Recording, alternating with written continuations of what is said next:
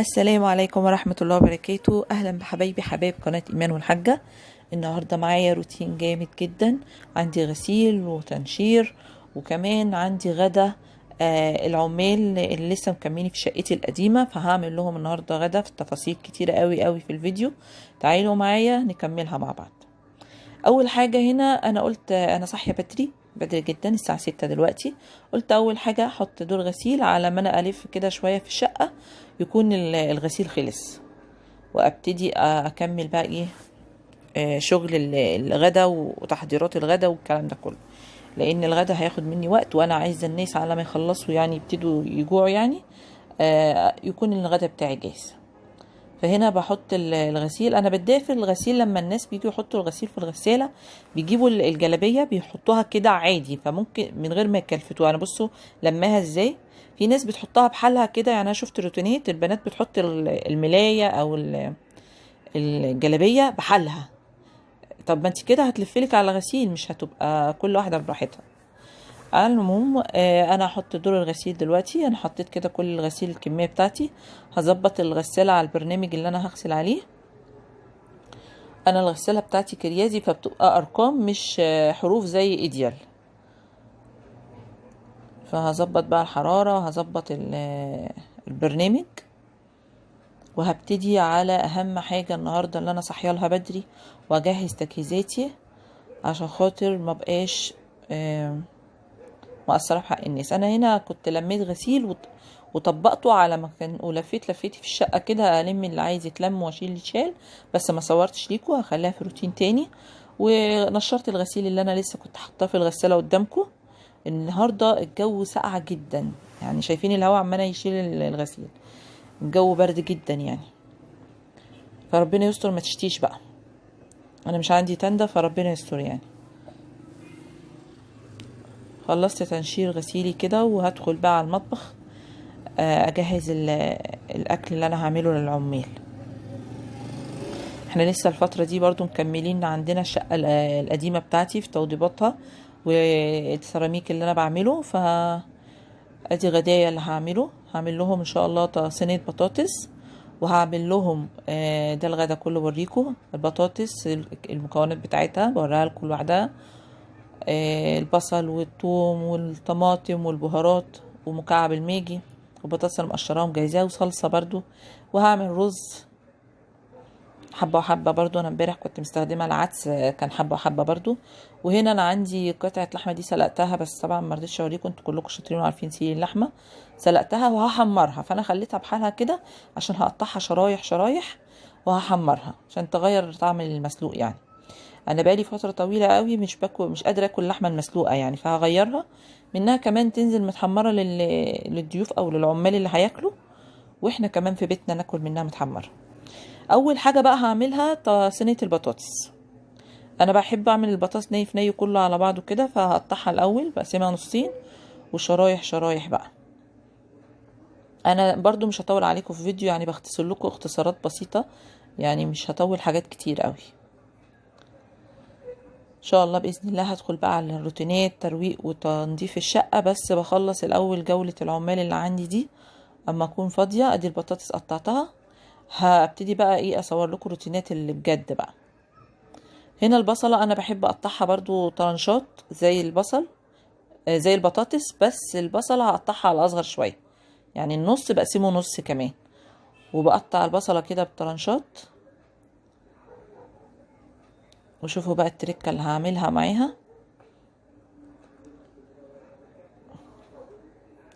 كده، قطعتها. شوفوا انا بختصر لكم عشان برضو ما بقاش مملة ويبقى الفيديو ممل. البهارات بقى بتاعتي كلها الكمون والفلفل الاسمر والكزبرة الناشفة والشطة والملح. انا تقريبا البهارات دي ما بستغناش عنها. انت حابه تضيفي بقى بهارات لحمه بتطعمها وبتبقى جميله، بس انا هحط مكعبات ماجي واديها بقى مرتة. افضل ادعك في البصل كده لحد ما يعني البهارات تاخد وتدي معاه. هحط بقى المكعبات الماجي. انا حاطه هنا مكعبين عشان يطعموها لاني مش عامله بشوربه.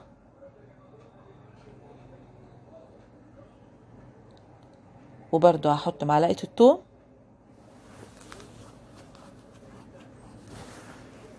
دي شويه صغيرين، هجيب حبه كمان.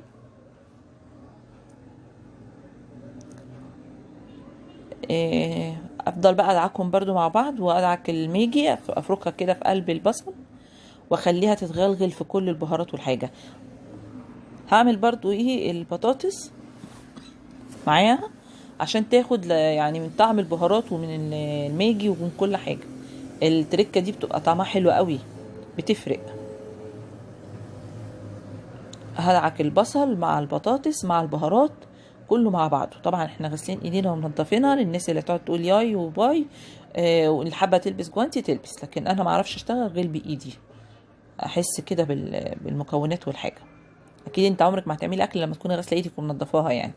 هنا بقى هبتدي اضيف الصلصه بتاعتي، طماطم، عصير الطماطم دي بيوريه يعني ما فيهاش ميه ولا اي حاجه، متصفيه وجاهزه.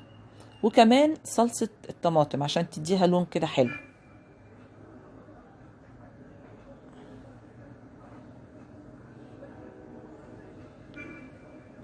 فضلناش بقى غير الزيت، نحط شويه الزيت ونقلب بقى كل المكونات بتاعتنا دي. معلومه حلوه للصلصه يا جماعه، عشان الصلصه لما بتحط في التلاجة وهي معدوله كده بتخسر، اقلبيها عمرها ما هتخسر باذن الله. هنا بقى حطينا الزيت زي ما قلت لكم، هقلب بقى كل الخلطات الحلوه والنكهات الجميله دي. اصلا الريحه طالعه من قبل ما احطها على النار.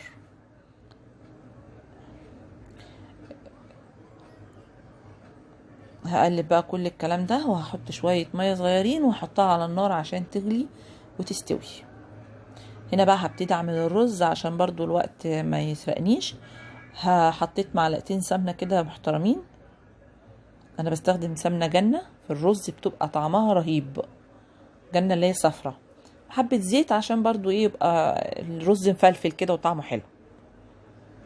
انا هعمل هنا كيلو رز فحطيت مقدار حلو يعني.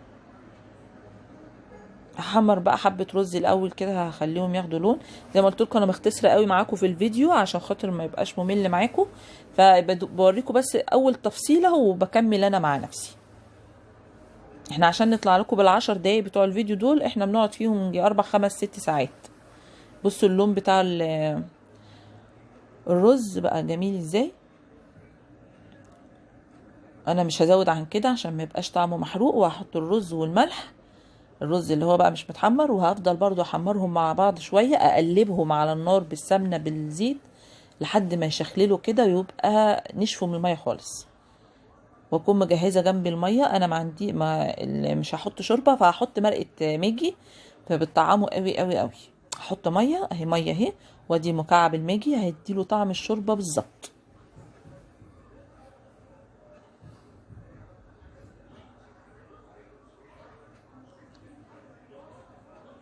طبعا الحدق بتاعك ظبطيه قبل ما تقفلي على حلتك وتسيبيها تستوي.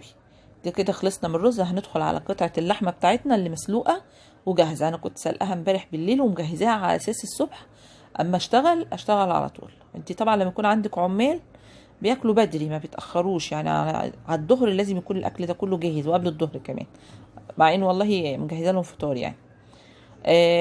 بصوا بقى هقطعها شرايح زي ما انتم شايفين كده.